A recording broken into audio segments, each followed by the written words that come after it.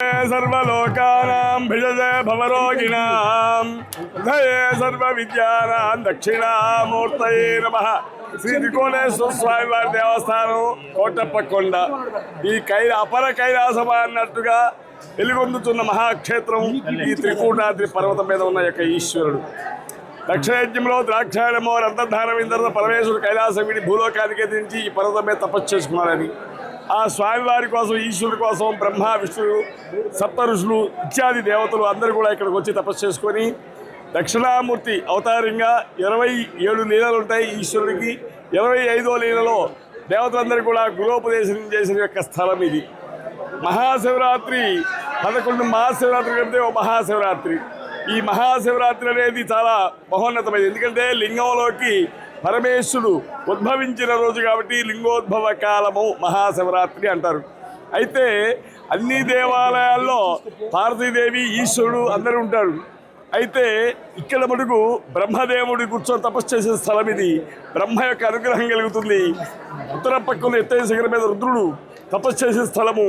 అక్కడ లింగాకార స్వరూపము. అక్కడ రుద్రుని యొక్క అనుగ్రహం కలుగుతుంది. అదే ప్రకారంగా మహావిష్ణువు తపస్సు చేసే స్థలము. కాబట్టి ఈశాన్య భాగం ఎత్తైన శిఖరం మీద వీళ్ళందరూ ముగ్గురు యొక్క అనుగ్రహం భక్తులందరూ కలుగుతుంది.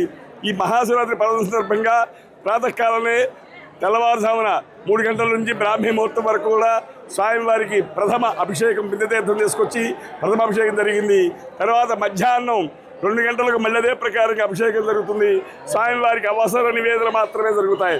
తర్వాత సాయంత్రం ఈ దేవస్థానం స్టేట్ ఫెస్టివల్గా వచ్చింది కాబట్టి స్వామివారికి ప్రభుత్వం తరపున పట్టు వస్త్రాలు సాయంత్రం 6 గంటలకి ఇవ్వడం జరుగుతుంది.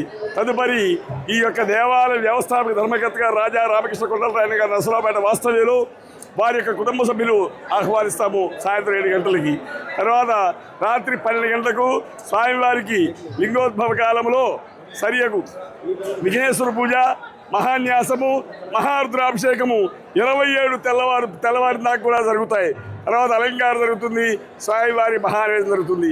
కాబట్టి భక్తులందరూ కూడా ఈ యొక్క మహాపర్వదిన రోజున ఈ స్వామివారిని కనుక చూసి ధరిస్తారు.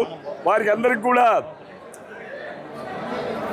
మేధస్సు, బుద్ధి, ప్రజ్ఞ, బలము, ఆయుష్లు, తేజస్సు, గురుబలం ఇవన్నీ కూడా చాలా చక్కగా ఉంటాయి ఇక్కడ దర్శనం చేసుకునే వారికి. కాబట్టి భక్తులకి ఎలాంటి ఇబ్బందులు లేకుండా అన్ని సౌకర్యాలు చేయడం జరిగింది. కాబట్టి భక్తులందరూ కూడా వచ్చి ఆ స్వామివారి దర్శనం చేసుకొని స్వామివారి కృప పాత్రులై తీర్థప్రసాద స్వీకరించి వెళ్ళవలసిందిగా భక్తులందరినీ కోరుచున్నాము. కోటప్పకొండ దేవస్థానం ప్రధాన అర్చగా అప్పయ్య గురుకులు నా పేరు. సోదరులందరికీ కూడా ధన్యవాదాలు తెలియజేస్తూ ఈ మహాశివరాత్రి పర్వదినాన ఫిబ్రవరి 26 మరి 2 గంటల సమయంలో బ్రహ్మ మహోత్సవంలో స్వామివారి పూజలు ఆరంభమైనాయి. మరి విశిష్ట పూజలు కూడా చేసి స్వామివారికి నైవేద్యం సమర్పించడం జరిగింది. మరి దీని ప్రధాన అర్చకులు కానీ ఈవో గారు కానీ వీళ్ళందరూ కూడా ఈ కార్యక్రమంలో పాల్గొన్నారు. అందరం కూడా ఈ మహాశివరాత్రి ఘనంగా జరుపుకోవడానికి మరి బ్రహ్మ ముహూర్తంలో ఈ కార్యక్రమాన్ని చేపట్టడం జరిగింది. వాళ్ళు నిజంగా చాలా గొప్ప రోజు. బుధవారం మహాశివరాత్రి దాదాపు 20 లక్షల మంది భక్తులు హాజరవుతారు. అన్ని ఏర్పాట్లు ఘనంగా చేయడం జరిగింది. కలెక్టర్ గారు, ఎస్పీ గారు, ఎన్నో మంది అందరూ కూడా ఈ కార్యక్రమానికి హాజరవుతున్నారు. అందువల్ల ఈ కార్యక్రమాన్ని బ్రహ్మ ముహూర్తంలో మరి ఇక్కడ శివలింగానికి పూజ చేసి ప్రధాన అర్చకులు కార్యక్రమాన్ని చేపట్టడం జరిగింది. ఈ కార్యక్రమం ఈ విధంగా నిరాఘంటంగా రేపు 27 ఉదయం 2 దాకా కూడా ఇదే జరుగుతుంది. కాబట్టి మరి మీడియా సోదరులు, భక్తులు అందరూ కూడా ఈ కార్యక్రమాన్ని తిలకించి ధన్యుల వాళ్ళు చెప్పి ఆ త్రికోణేశ్వరాన్ని ప్రార్థిస్తూ ఉన్నారు.